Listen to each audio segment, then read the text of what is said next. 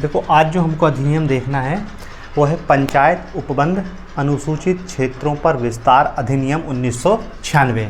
1996 का अधिनियम है जिसका नाम क्या है, पंचायत के उपबंध अनुसूचित क्षेत्रों पर कैसे लागू होंगे उसके लिए अधिनियम। तो ये उसका शॉर्ट फॉर्म है, पंचायत उपबंध अनुसूचित क्षेत्रों पर विस्तार अधिनियम 1996, शॉर्ट में पैसा एक्ट कहते हैं। Panchayat extension to the scheduled area, scheduled area में पंचायत अधिनियम का लागू होना। अब देखो इसकी पहले थोड़ी सी पृष्ठभूमि समझो कि ये अधिनियम आया कहाँ से। देखो भारतीय संविधान के भाग 40 में ग्राम पंचायतों के गठन की बात की गई है, सब जानते हैं हम।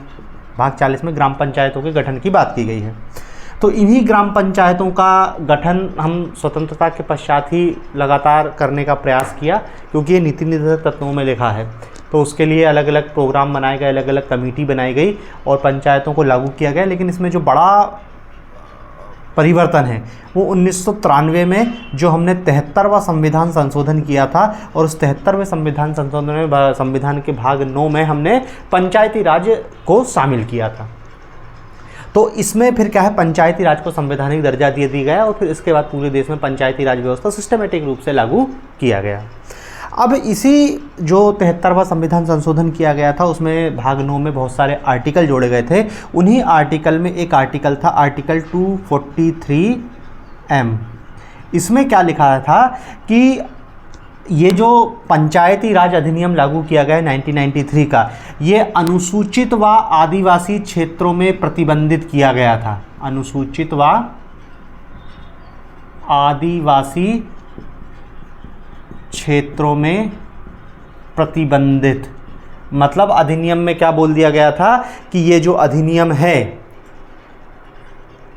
ये जो अधिनियम है ये अनुसूचित क्षेत्रों व आदिवासी क्षेत्रों में लागू नहीं होगा। तो अब सवाल ये था कि अनुसूचित क्षेत्रों या आदिवासी क्षेत्रों में क्या लागू होगा।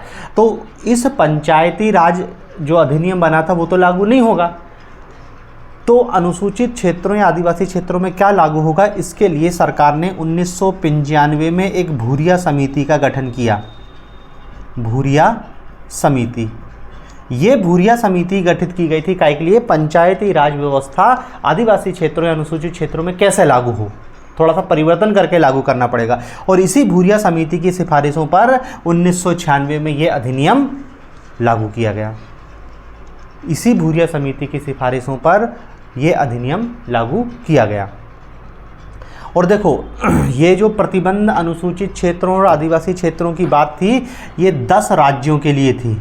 और ये अधिनियम भी क्या है, 10 राज्यों के लिए लाया था कि भारत के 10 राज्य ऐसे हैं जहाँ पे अनुसूचित व आदिवासी क्षेत्र हैं, तो उन क्षेत्रों में ये अधिनियम कैसे लागू होगा। तो देखो इन 10 राज्यों में कौन कौन सा है, एक है हिमाचल प्रदेश,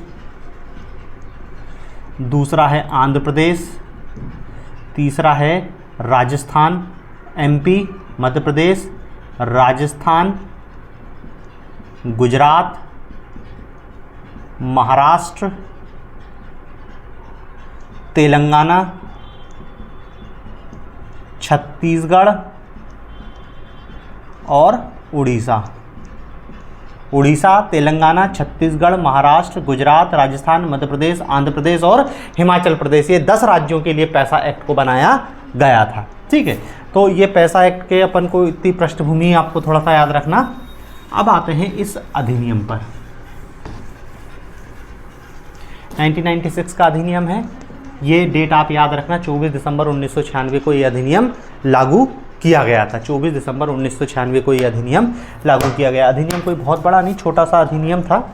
इस अधिनियम में बहुत कुछ धाराएं भी नहीं है, केवल कुल 5 धाराएं विद्यमान हैं। दूसरी बात, इस अधिनियम का उद्देश्य जो उन्होंने पहले ही बताया था, इस अधिनियम को लागू करने का जो उद्देश्य था कि पंचायतों से संबंधित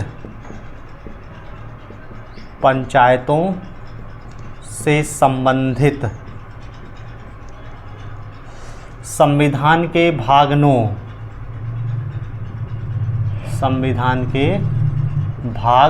9 के उपबंध,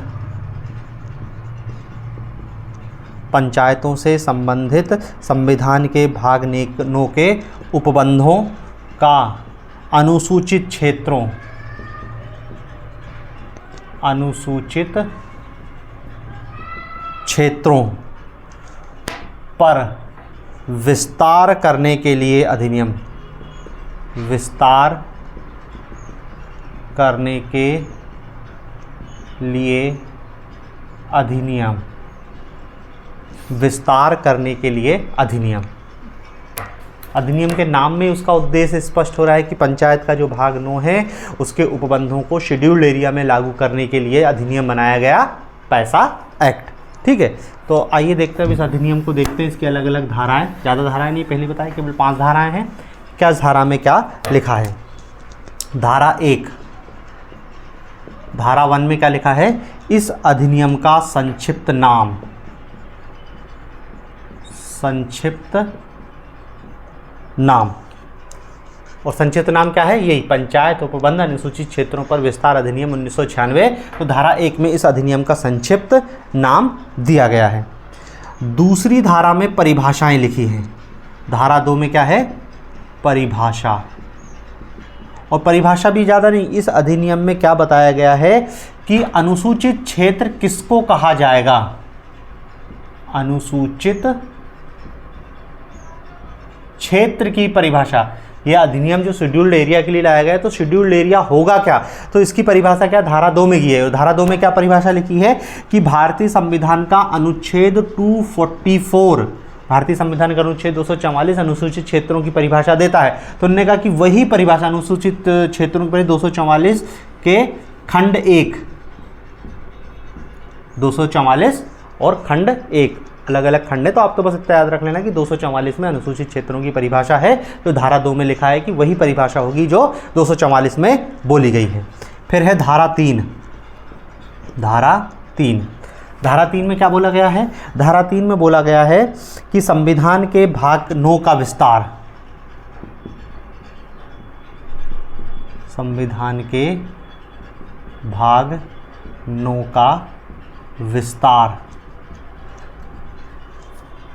ठीक है, देखो धारा 3 में बोला गया है कि संविधान का भाग 9, भाग 9 मतलब पंचायती राज अधिनियम अनुसूचित क्षेत्रों में विस्तारित किया जाता है। लेकिन धारा 3 में कहा गया है कि संविधान का जो भाग 9 का विस्तार अनुसूचित क्षेत्रों में होगा। तो उसके लिए तुमको क्या ध्यान रखना होगा? उसके लिए आगे जो धारा 4 बताई गई है, धारा 4, धारा 4 में कुछ अपवाद बताए गए हैं, इनको ध्यान में रखते हुए ही ये भाग 9 लागू होगा। मतलब धारा 4 में कुछ बातों का उल्लेख है, कुछ ऐसे अपवाद, कुछ ऐसी बातें उल्लिखित हैं, उनको ध्यान में रख के ही ये भाग 9 शेड्यूल्ड एरिया में लागू किया जाएगा। तो अब देखते हैं धारा 4 में वो कौन सी बातें हैं। तो धारा 4 क्या है? धारा 4 है संविधान के भाग 9 के अपवाद एवं उपांतरण, संविधान के भाग 9 के अपवाद एवं उपांतरण, मतलब वे बातें जो भाग 9 को लागू करते समय हमको ध्यान में रखनी है। अब देखो टोटल इस अधिनियम में जो भी बातें हैं वो इस धारा 4 में ही लिखी है कि वो कौन कौन सी बातें हैं या कौन कौन से अपवाद हैं जिनको ध्यान में रखना हमको चाहिए जब भाग 9 को हम शेड्यूल्ड एरिया में लागू करें। तो देखो सारी लिस्ट है। अब इसमें भी उनने क्या है का खा गा करके ABCD करके बहुत सारी लिस्ट दी है। तो अपन को देखो इसमें ये याद नहीं रखना है कि का में क्या है, खा में क्या है, गा में क्या है। हाँ, बस केवल इतना याद रख लेना कि अपवाद क्या क्या हैं, वो कौन कौन सी बातें हैं जिनको ध्यान में रखना है। तो एक एक करके देखते हैं अपन भाग 4 में वो कौन सी बातें हैं जिनको ध्यान में रखना है पैसा एक्ट या जो भाग 9 को जब हम लागू कर रहे हैं शेड्यूल्ड एरिया में। तो देखो पहली बात तो उन्हें बोली गई है का पॉइंट में कि पंचायतों के बारे में यदि कोई विधान बना रहा है राज्य सरकार, पंचायतों के बारे में कोई विधान बना रहा है राज्य सरकार ने कोई लॉ पास किया है जो पंचायतों के संबंध में है। तो क्या बोला गया है कि भाई राज्य सरकार ने कोई कानून बनाया जो पंचायती एरिया के लिए या भाग 9 के लिए है। तो जब वो शेड्यूल्ड एरिया में वो लागू होगा तो क्या ध्यान में रखना पड़ेगा कि वह अधिनियम उस क्षेत्र की कोई रूढ़िजन्य विधान, सामाजिक और धार्मिक प्रथाएं, सामाजिक एवं धार्मिक प्रथाएं, सामाजिक एवं धार्मिक प्रथाएं और उनकी परंपरागत प्रबंधन पद्धति के अनुकूल हो। परंपरागत प्रबंधन पद्धति के अनुरूप हो। मतलब क्या है, राज्य सरकार कोई भी कानून बनाएगा तो जब वो शेड्यूल्ड एरिया में लागू होगा पंचायतों से संबंधित, तो ध्यान में रखा जाएगा कि उस शेड्यूल्ड एरिया में जो जनजाति रहती है उसके कोई ऐसी रूढ़िगत प्रथा तो नहीं है, कोई धार्मिक संस्कार, धार्मिक या सामाजिक प्रथाएं तो नहीं है जो उस अधिनियम के विरोध में है, तो वो फिर अधिनियम उस क्षेत्र में इसको ध्यान में रखते हुए लागू होगा, नहीं तो नहीं लागू होगा। तो क्या बोला गया है कि लोकल की जो आदिवासी रहेंगे उनकी प्रथाएं परंपराओं को ध्यान में रख के हमको अधिनियम को लागू करना है। दूसरी क्या बात बोली गई है,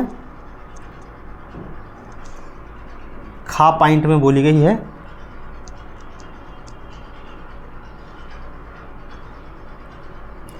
जो आदिवासी ग्राम रहेगा, आदिवासी जो गांव रहेगा उसको अपनी प्रथाओं, परंपराओं और रूढ़ियों का प्रबंधन करने का अधिकार होगा। राज्य सरकार उसमें हस्तक्षेप नहीं करेगी कि पंचायती अधिनियम आपके यहाँ लागू हो गया है तो आपकी प्रथाएं, परंपराएं, रूढ़ियाँ हमारे हिसाब से नहीं, वो प्रबंधन अपने हिसाब से करेंगे। कानून लागू होते समय इनको ध्यान में रखेगा और इन प्रथाओं, परंपराओं और रूढ़ियों का प्रबंधन करने का अधिकार भी उस आदिवासी गाँव के लोगों को ही होगा। फिर गा पॉइंट बोला गया है कि प्रत्येक गांव की एक ग्राम सभा होगी, प्रत्येक गांव की एक ग्राम सभा होगी। और ग्राम सभा वही नॉर्मल कि उस गांव के जो निर्वाचक मंडल है उसके जो लोग होंगे, मतलब 18 वर्ष का ऊपर का जो भी व्यक्ति होगा और जिसका नाम निर्वाचक नामावली में होगा वो उस ग्राम सभा का सदस्य होगा। ठीक है, तो ये ग्राम सभा की भी परिभाषा दी गई कि ग्राम सभा क्या होगी। ठीक है, अब देखो इस ग्राम सभा के बहुत सारे कार्य बताए गए हैं कि भारत सरकार जो भी कार्यक्रम चला रहा है, गरीबी उन्मूलन और अन्य कार्यक्रम, गरीबी उन्मूलन और अन्य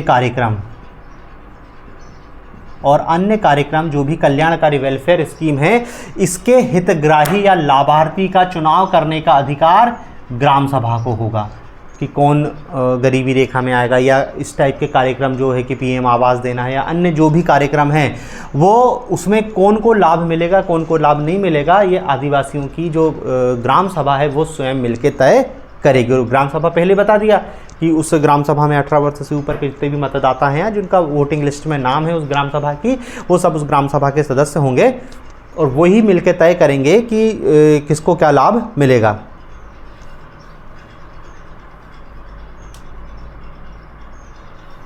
ठीक है, दूसरी बात बोली गई है कि गांव के स्तर पर जो भी योजनाएं, कार्यक्रम और परियोजनाएं होंगी वो सब ये ग्राम सभा द्वारा अनुमोदित होंगी, ग्राम सभा द्वारा अनुमोदित होंगी जो भी ग्राम स्तर पर होने वाले कार्यक्रम हैं। इसके पहले क्या है, पंचायतों का अनुमोदन लगता था, लेकिन यहाँ पे क्या बोला गया है कि ग्राम सभा का अनुमोदन होना जरूरी है।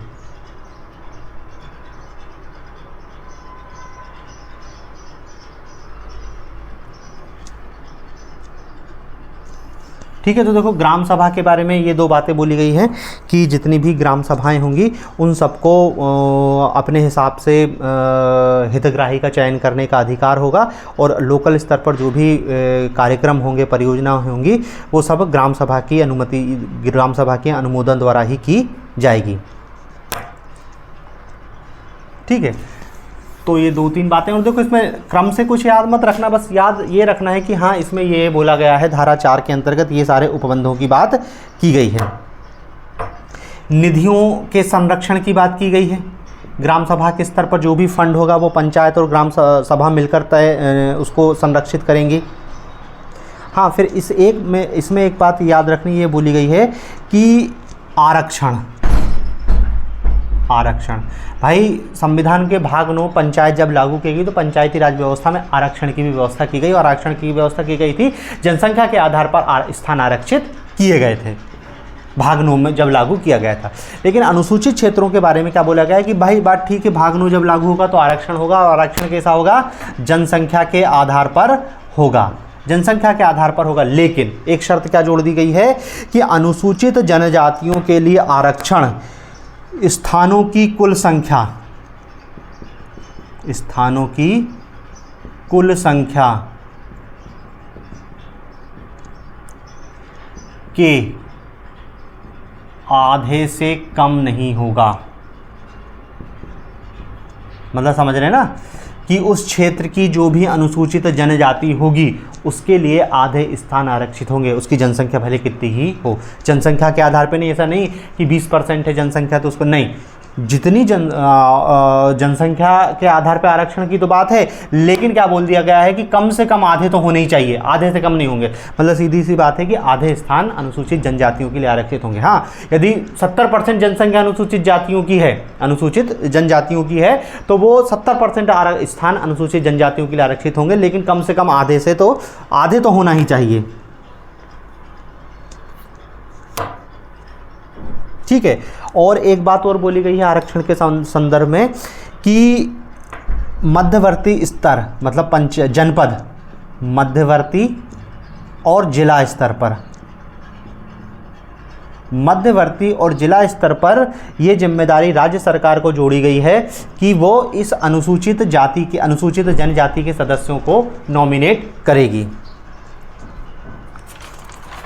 मध्यवर्ती स्तर और जिला पंचायत स्तर मतलब जनपद पंचायत स्तर और जिला पंचायत स्तर पर इन अनुसूचित जनजाति के लोगों का प्रतिनिधित्व सुनिश्चित करने की जिम्मेदारी राज्य सरकार की। राज्य सरकार इसके लोगों को नॉमिनेट करेगी। हालांकि उसमें भी एक शर्त जोड़ दी है कि 1/10 से ज़्यादा लोगों को नॉमिनेट नहीं कर सकती है।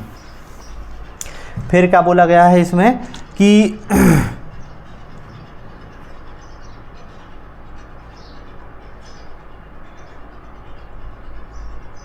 देखो, जो अनुसूचित क्षेत्रों की पंचायत या ग्राम सभा है, दोनों को जोड़ा गया है, पंचायत या ग्राम सभा।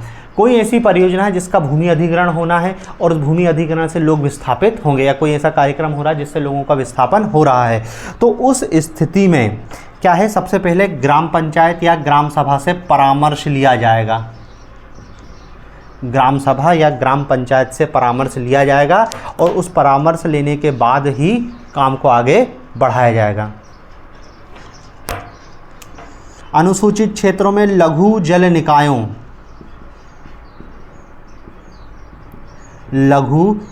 निकायों का प्रबंधन पंचायतों को सौंपा गया है।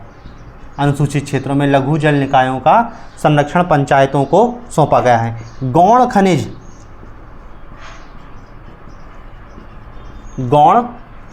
खनिजों के लिए अनुज्ञप्ति, लाइसेंस और पट्टा तभी मिलेगा जब वहाँ की ग्राम सभा या ग्राम पंचायत उसको अनुमोदित कर देंगी, तभी उसको राज्य सरकार या लाइसेंस दे सकती है या पट्टा दे पाएगी। बिना इनकी परमिशन के कुछ नहीं हो सकता। मद्य निषेध इनके अंदर में है, वहाँ आबकारी विभाग काम नहीं करेगा, मतलब आबकारी विभाग रहेगा, लेकिन क्या है, मद्य निषेध की शक्ति किसको दी गई है, पंचायत या ग्राम सभा को। गौण वन उपज ये भी इन्हीं के अंडर में है, गौण वन उपज का स्वामित्व भी इन्हीं के पास है, ये अपने हिसाब से मैनेज करेंगे। और क्या है, गांव के बाजारों का प्रबंधन, गांव के बाजारों का प्रबंधन। एक बात और जोड़ी गई है, आदिवासी क्षेत्रों में अनुसूचित जनजातियों को धन उधार देने पर नियंत्रण। देखो, ये धन उधार का मतलब क्या है कि आदिवासी क्षेत्रों में होता क्या है, साहूकार लोग आदिवासियों को ऋण देते हैं तो उनका शोषण करते हैं।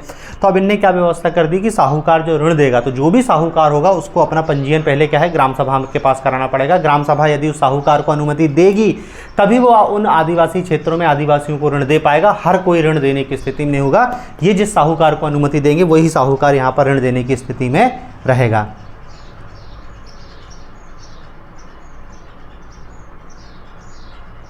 ठीक है, तो इतनी सारे अधिकार ग्राम पंचायत और ग्राम सभाओं को सौंपे गए हैं। यही सारी बातों को आपको याद रखना है। गौण खनिज उपज, और गौण वन उपज ये सब इन्हीं के अंदर है। लघु जन प्रबंधन है, धन उधार देने पर नियंत्रण है, बाजारों पर प्रबंधन करने का अधिकार दिया गया है। ठीक है, इतनी बातें धारा 4 में बताई गई है कि इतनी बातों का ध्यान में रखना पड़ेगा पंचायती राज अधिनियम अनुसूचित क्षेत्रों में लागू करने के लिए। फिर आती है धारा 5। तो धारा 5 में भी कुछ नहीं है, क्या बोला है, विद्यमान विधियों और पंचायतों का बना रहना। विद्यमान विधियों एवं पंचायतों का बना रहना। विद्यमान विधियों एवं पंचायतों का बना रहना मतलब ये अधिनियम लागू होने के बाद भी ऐसा नहीं है कि सारे विधि और अधिनियम रद्द हो जाएंगे। जो बने हुए हैं वो बने ही रहेंगे और उनको आगे एक्सटेंड किया जाएगा कि राष्ट्रपति की पूर्व अनुमति से ही वो निरसित होंगे। अपन को उतना डिटेल में सबसे याद रखना है कि धारा 5 में है विद्यमान विधियों एवं विधियों का संरक्षण। ठीक है, तो देखो ये पैसा एक्ट में आपको केवल इतनी ही बात याद रखनी है। छोटा सा अधिनियम है, 1 2 3 4 5 धाराएं हैं, लागू होने की डेट है, थोड़ी सी पृष्ठभूमि ध्यान में रखना और ये ग्राम सभाओं को जो अधिकार दिए गए हैं वो अपन को बात ध्यान में रखना है। अब देखो ये panchayat extension schedule area act संसद ने पारित किया था 1996 में, आदर्श एक्ट था। अब बोला गया था जो 10 राज्य हैं वो अपने अपने हिसाब से इसको लागू करें। तो देखो बाकी राज्यों से तो हमको मतलब नहीं, हमको मध्य प्रदेश से मतलब है। मध्य प्रदेश ने 15 नवंबर 2024 को, वो 2022, 15 नवंबर 2022 को इस अधिनियम को मध्य प्रदेश में लागू किया और इसके लिए गजटेड नोटिफिकेशन किया और इससे संबंधित नियम बनाए। तो आपसे क्वेश्चन पूछेगा मध्य प्रदेश में पैसा एक्ट कब से लागू है, 15 नवंबर 2022, मतलब देखो 1996 का अधिनियम है और 22 और 4 26 लगभग 26 साल बाद मध्य प्रदेश ने इसको लागू किया। और इसके लिए नियम कब लागू किए, 15 नवंबर 2022 को गजटेड नोटिफिकेशन निकाला और इस नियम में 14 अध्याय और 33 धाराएं हैं। 14 अध्याय और 33 धाराएं, मतलब वही पहला अध्याय संक्षिप्त नाम विस्तार प्रारंभ, फिर धारा 2 में परिभाषाएं, तो ग्राम पंचायत का मतलब क्या होगा, पंच का मतलब क्या होगा, सरपंच का मतलब क्या होगा, ग्राम सभा का मतलब क्या होगा, सारी परिभाषाएं दी गई हैं। ठीक है ना। लेकिन देखो चूंकि सिलेबस में अपन को केवल पैसा एक्ट दिया है तो अपन केवल पैसा एक्ट पढ़ें। ये अपन क्यों पढ़ें, नियम। ठीक है, तो अपन केवल पैसा एक्ट पर ही फोकस करते हैं। ये पैसा एक्ट में आपको केवल इतनी बातों को ध्यान में रखना है।